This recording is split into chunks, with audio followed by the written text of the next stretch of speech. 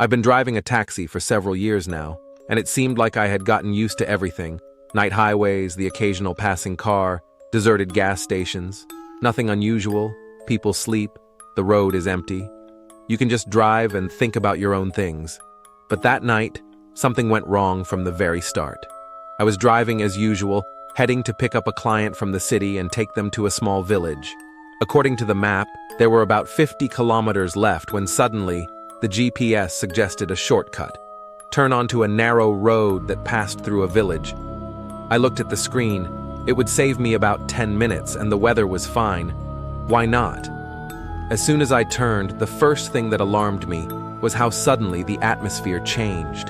The headlights illuminated old, crooked houses with boarded-up windows. It felt like life here had frozen 30 years ago, if not more.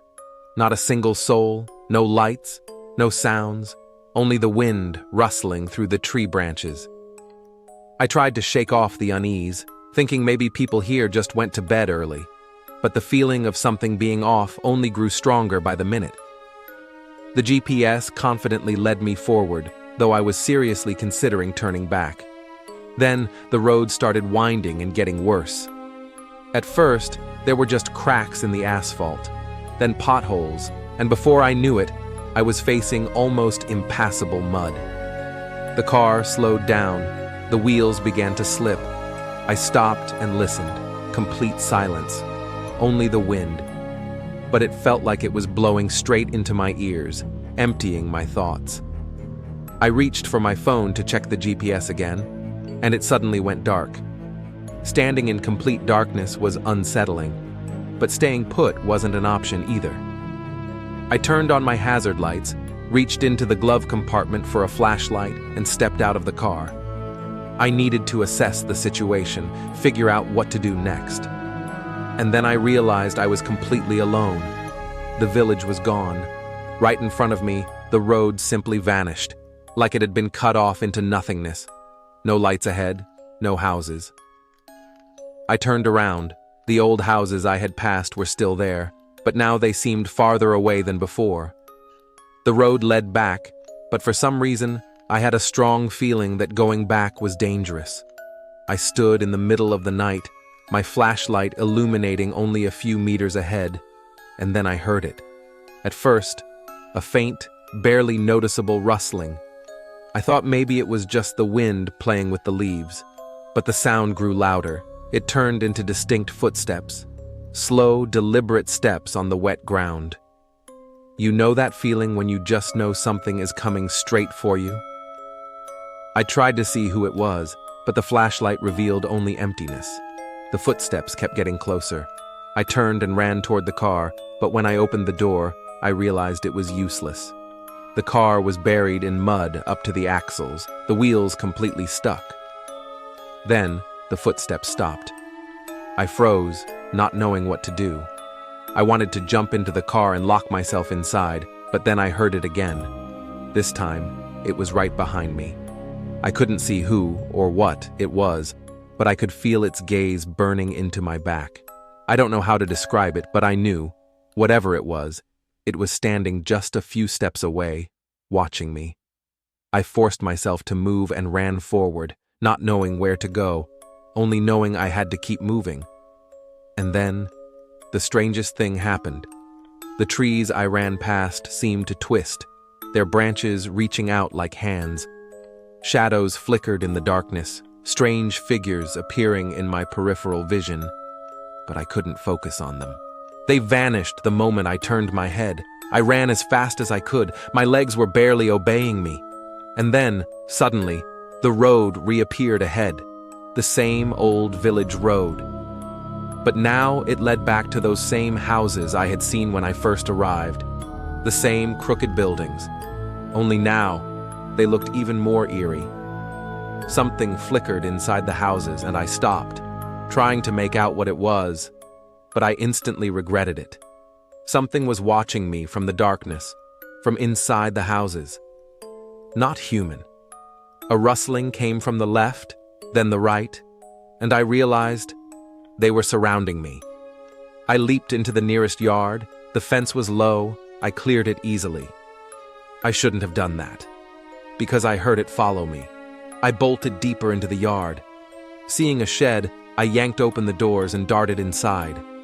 Hiding behind a pile of hay, my heart pounded so hard I thought it would burst from my chest.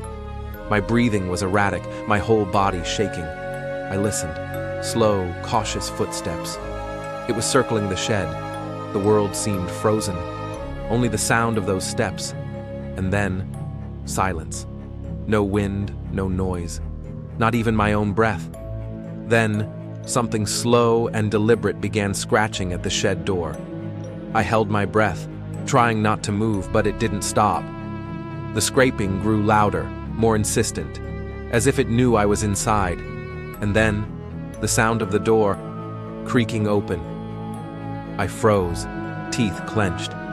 My heart pounded even faster, though I didn't think that was possible. The door creaked again, and I heard the rustling of footsteps on the shed floor.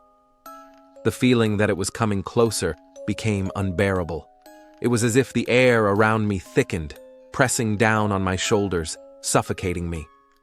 The flashlight barely illuminated the space ahead, but it was enough to see the shadows in the corner begin to move. A heavy, scraping noise. Something large was shifting across the floor, drawing nearer. I couldn't make myself turn my head, couldn't look at it. And then, I felt paralyzed. My body wouldn't obey. Arms, legs, nothing. Fear, pure, cold terror, held me in its grip. And then I heard it. A voice. A whisper, as if someone was speaking directly into my ear, but at the same time from deep within. The words were indistinct, but the meaning seeped into my very mind.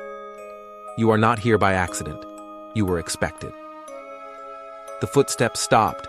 For a moment, absolute silence, and in that instant, I decided to act.